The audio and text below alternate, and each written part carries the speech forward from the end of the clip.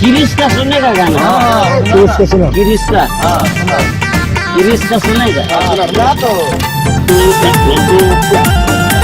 दिल ना दिया, दिल ना लिया,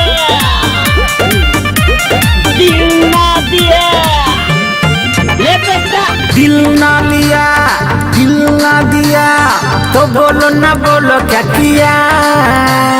ले बेटा, ले बेटा।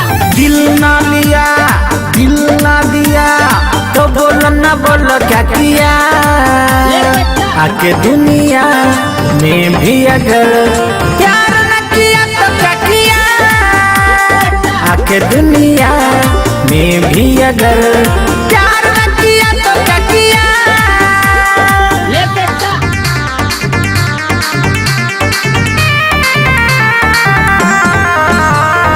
मैदान करते हाथ के गाना भी नहीं धोते, क्या करता है पोछ लेते हैं, और क्या करता है पेशाब लगता है तो पेड़ में मुतते हैं। सरकाइलियो खटिया जाड़ा लगे, सरकाइलियो खटिया जाड़ा लगे, जाड़े में बलमा प्यारा लगे।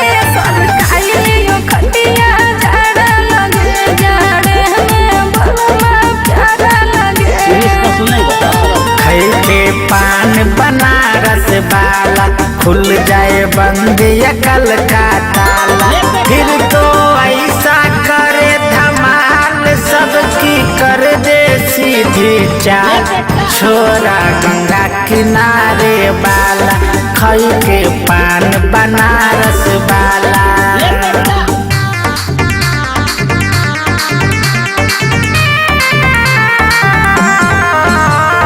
सियाना मत बन जाता, समझा?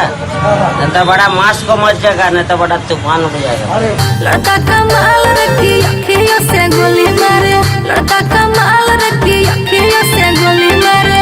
अपने दीवाने को कर दे बुरा हाल रखी अखियों से गोली मारे। लड़का कमाल रखी अखियों से गोली मारे। गिरीश का सुनेगा? आँख मारे ओ लड़की आँख मारे, आँख मारे ओ लड़की आँख मारे। सीटी बजाए बजाए सीटी बजाए, सीटी बजाए दिल धड़काए। बीच सड़क पर नखरे दिखाए। आँख मारे ओ लड़की आँख मारे, आँख मारे ओ लड़की आँख मारे।